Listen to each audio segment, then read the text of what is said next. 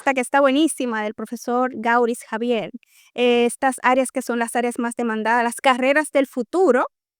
Cuéntenos un poquito, profesor, en un mundo tan competitivo, ¿qué hace que una persona sea realmente valiosa? Bueno, definitivamente el hecho de que son competitivos precisamente porque cambian.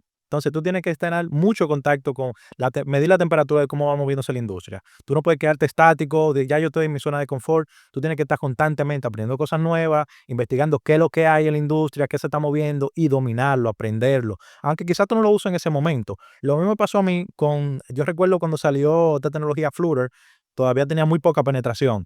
Y yo dije, déjame ponerme, especializarme en esta tecnología. De manera que cuando avance los años, yo tenga cierta ya experiencia acumulada y de hecho funcionó como una buena estrategia. O Claro. sea, hay que estar pendiente de lo que hay nuevo, dominarlo, tratar de tener, aunque sea cierto contacto, de manera que si se vuelve una tecnología o algo de relevancia, ya tú estés en la primera fila.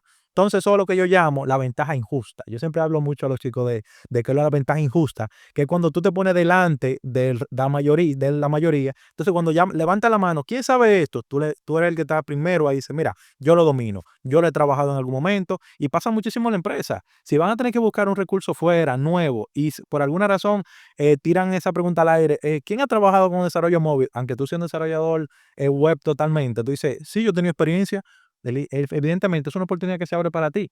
Entonces, yo me considero, y quizás para muchas personas hay diferentes, en el desarrollo hay lo que se llama generalista o especialista. Yo me considero un generalista. O sea, me gusta conocer de cada cosa un poco. Tiene sus ventajas y también sus desventajas. Claro. Pero una de ellas es que tú tienes la camisa de batalla puesta para cualquier tecnología que aparezca. Quizás tú no tienes un conocimiento tan profundo como lo tendría un especialista en una tecnología en particular, pero tú tienes un abanico muy abierto. Y cuando tú trabajas como outsourcing, el tú poder tener una caja de herramientas más amplia te hace mucho más competitivo. ¿Y qué usted hace? ¿Qué metodología usted utiliza para que sus estudiantes aprendan? Bueno, lo primero es, yo lo que yo llamo es evitar la maldición del conocimiento. La maldición del conocimiento es una condición que suelen tener los profesores, donde ellos se lo olvidan cómo aprendieron. Yo utilizo el enfoque, cómo yo lo aprendí, qué dificultades yo tuve, y entonces me da como cierta empatía con los estudiantes. Yo les suelo hablar mucho a ellos, les comento, mira, yo viví eso, yo sé que tiene las dificultades que ustedes presentan, pero no es para que se desmotiven. O sea, abracen esa frustración a veces cuando tú tienes que dominar algo difícil. De eso se trata esto de la programación y sobre todo si fuera fácil, todo el mundo lo hiciera. Es un mercado muy selecto, muy exclusivo para ciertas personas que pueden superar el reto que representa. Entonces, a la vez, eso abre una posibilidad porque en un mundo tan competitivo, tú tienes la posibilidad de tú entrar, tener como encajar entre las posiciones que aparecen disponibles. Y la parte humana, ¿cómo usted trabaja eso con los estudiantes? Wow, es una estupenda pregunta, porque quizá muchos desarrolladores, y se lo comento mucho también a los estudiantes, pueden ser muy buenos técnicos, pero la primera barrera de entrada en una empresa suele ser recurso humano. Tú muy pocas veces tú tienes un primer contacto con un desarrollador o una entrevista técnica, sino con un recurso humano que probablemente no sabe nada de código y lo que quiere conocerte de forma humana. Entonces, el tú trabajar ciertas habilidades blandas, la comunicación, saber expresarte, ser empático en la entrevista, que fluya de forma natural, que ella vea que tú eres un jugador de equipo, que tú no eres una persona individualista precisamente, son cosas que te van como a ayudar a superar la primera barrera, lo que se llama Es los soft skills. es así, es así. Entonces, muéstrenos un poquito, menciónenos un poquito ya de cómo ustedes forman en Talendy, cómo es el procedimiento, cómo es la metodología que ustedes utilizan, es la palabra, la metodología para enseñar. Y si tienen algunas experiencias de algunos, egresados. Sí, mira, en particular, como te mencionaba, yo utilizo mucho el enfoque, cómo yo aprendí y cómo hubiese gustado que me entrenara o que me dieran un entrenamiento de forma eficaz. La programación es muy práctica, muy difícil aprender una programación simplemente viendo videos si tú no la llevas a la práctica. Entonces, mi enfoque es trabajos prácticos en clase, asignaciones en clase, eso es súper importante, que los estudiantes tengan ahí una figura que si tienen un error, ok, vamos a verlo de inmediato, o verlo en la clase, que sea muy práctica. Lo que pasa es que la teoría y más en programación suele restarle la atención al estudiante. Es muy fácil que cuando tú te enfocas mucho en teoría, los estudiantes se pierdan la motivación de estar en la clase porque se vuelve agotador. Sí. De hecho, creo que solamente tú puedes garantizar 30 minutos de atención en un tema por una persona en general. Entonces tú tienes que jugar mucho con eso para evitar como que ellos pierdan el interés, darle un enfoque muy de ellos viéndote haciendo cosas, de tú rompiendo cosas y arreglándola también. Es importante que ellos vean ese enfoque, porque quizás cuando tú ves que todo sale perfecto en la misma práctica de la clase, puede dar una falsa sensación de seguridad al estudiante de que en el freestyle Claro, va a ser así, sí, no, y no es así. Yo claro. siempre digo que el 60% del desarrollo de software es resolver errores y resolver problemas. Entonces, cuando tú aprendes, tú dominas el código, pero ahí afuera sale una versión nueva, ya te rompe lo que tú tenías ya predefinido. Entonces, como que ellos aprendan a manejar también esa frustración. Es como una cereza del pastel que me gusta poner en las clases, que ellos aprendan a abrazar esa frustración que genera cuando algo no te funciona, que una coma, que faltó, que eso es algo muy típico de los desarrolladores, pero puede generar como, dar la sensación al estudiante al inicio de, yo no doy para esto. Y no es así. Tú no eres el primero y el único que lo ha pasado. Así que ¿Y bienvenido al club. qué metodología a partir de ahí usted utiliza para cuando ve que un estudiante tiene como esa sensación de desmotivación porque ve que no está aprendiendo? Porque son carreras muy prácticas. Sí, definitivamente, lo primero es que, mira, yo le digo al estudiante, esta es la herramienta que tú tienes.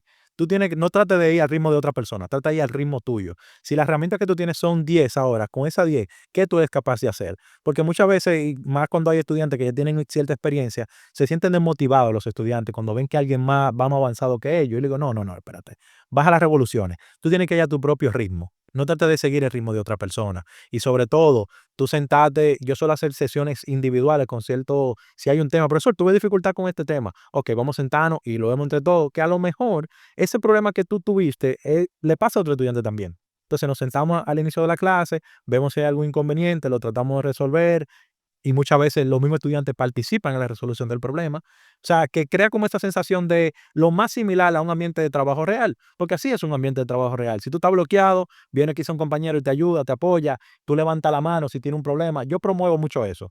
De hecho, yo le digo, este es el espacio para usted cometer errores. Quizá en el trabajo real, en la plaza real, usted no tenga la libertad de cometer errores. Entonces, no esperen llegar ahí. Cometan errores ahora, que este es el espacio idóneo donde ustedes van a poder cometer errores de forma segura, resolverlo y aprender de ello también. Lo que yo suelo llamar el learning by mistake. Esa es como mi filosofía. A mí me gusta romper cosas.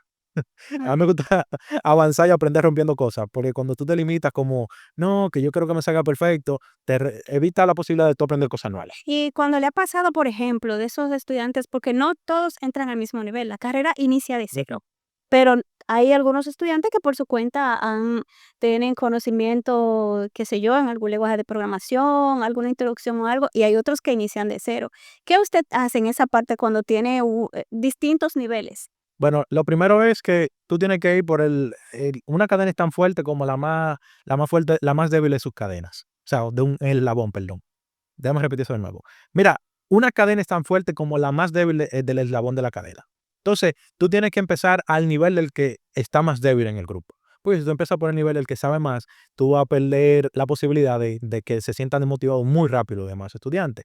Pero por otro lado, Sí, los que más saben puede que se sientan como que no están avanzando, como que es están así, estancados. es así. Entonces, yo primero le fijo, mira, el nivel de la clase va a ser básico para que entiendan lo que no saben nada, pero no restringo al que quiere dar un paso, dar la milla extra, poner en práctica los conocimientos que ya tiene, no lo restringo, le doy la libertad.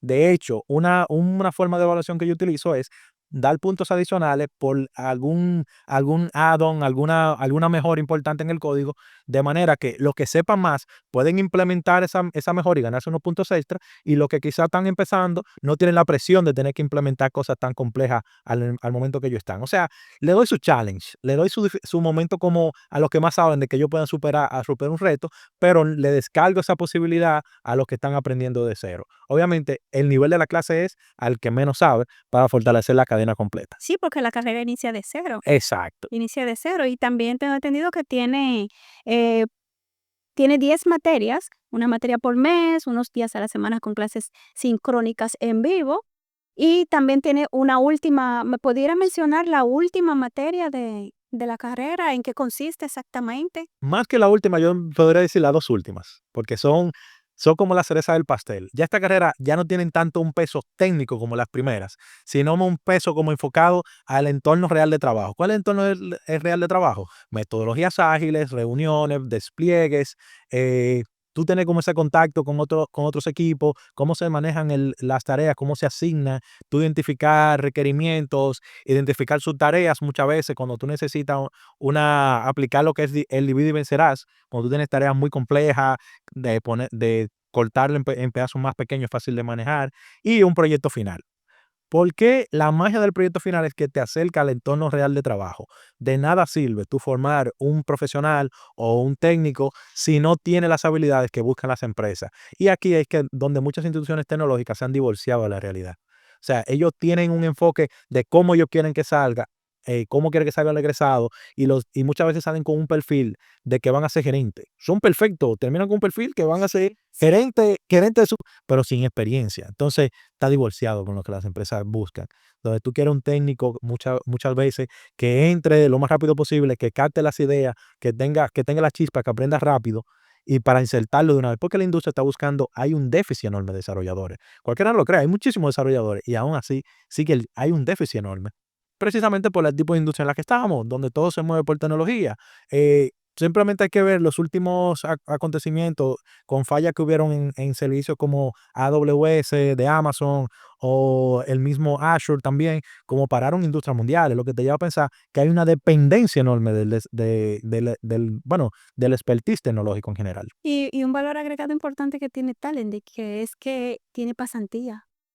Buenísima, Consiste buenísima. días, qué proyectos ellos realizan, con cuáles algunas instituciones en específico.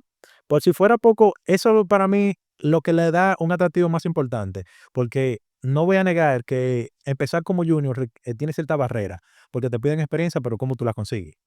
Entonces, de alguna forma, la genialidad del señor Armando dio con esa idea de que incluir en el programa también programas de pasantías, de manera que tú también tengas una experiencia que te ayude a insertarte en las empresas. Muchos de los proyectos resuelven problemáticas que identificamos de forma observando el entorno real. Nosotros tuvimos un caso de un proyecto final que llamó la intención de la atención de uno de los presentes, ¿no?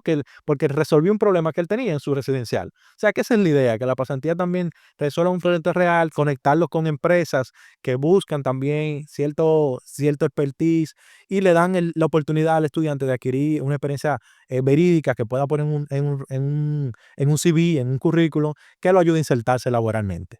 Ya para finalizar, profesor Gauris, ¿qué consejo usted le daría a los estudiantes, a las personas que están iniciándose ahora en el mundo de la tecnología, en el área de la programación? Bueno, el consejo que yo le daría a los nuevos programadores que se están insertando, que están adquiriendo experiencia, es que tengan mucho contacto con las comunidades, sepan qué está saliendo nuevo, porque esa es la manera en la que tú puedes ser más competitivo con personas que ya tienen más experiencia. Si una tecnología salió hoy, quizá, y ustedes empiezan a dominarla hoy, a pesar de que haya un programador con 13 años de experiencia que también la esté dominando, ustedes van a empezar en el mismo punto de partida porque es nueva la tecnología, ¿no? Obviamente hay una experiencia previa con la que es difícil que usted pueda competir, pero estamos hablando en términos de competencia de años. Cuando usted habla en términos de años, lo más probable es que usted tenga de forma, de forma, de forma simple, tenga el mismo nivel de experiencia laboral en esa tecnología en particular que otra persona que tenga más años que usted. O sea que yo soy mucho de eso, de saber qué está saliendo nuevo, estar muy pendiente. Y para eso, a veces tú tienes que asociarte, estar cerca de grupos tecnológicos que te den ese contacto, ¿no? Que tengan una información privilegiada que quizás tú no tengas, de qué hay nuevo, aprender. Además, tú tienes tu mente fresca para aprender tecnologías nuevas, eh, tanto las actuales como las nuevas. Así que es un buen momento para tú mantenerte actualizado, saber de todo un poco. Es importante porque muchas veces cuando tú inicias como programador, tú todavía no sabes en qué área te vas a especializar. Tú todavía no tienes la idea. Y muchas veces tu primer trabajo es el que determina cuál va a ser el área con la que tú te vas a enfocar. Entonces, conocerle todo un poco, ser un generalista, quizá también, como yo me suelo denominar, puede ser una ventaja estratégica para ser competitivo cuando tú empiezas como nuevo programador. Profesor Gauris, muchísimas gracias por acompañarnos en este primer episodio de podcast de Fratelli. Estamos muy agradecidos de usted, de su participación acá. Eh, Gracias por dar estas palabras a estos jóvenes para que puedan discernir, insertarse en las áreas de las carreras del futuro, que son las carreras tecnológicas. Recuerden que la tecnología es la puerta al futuro.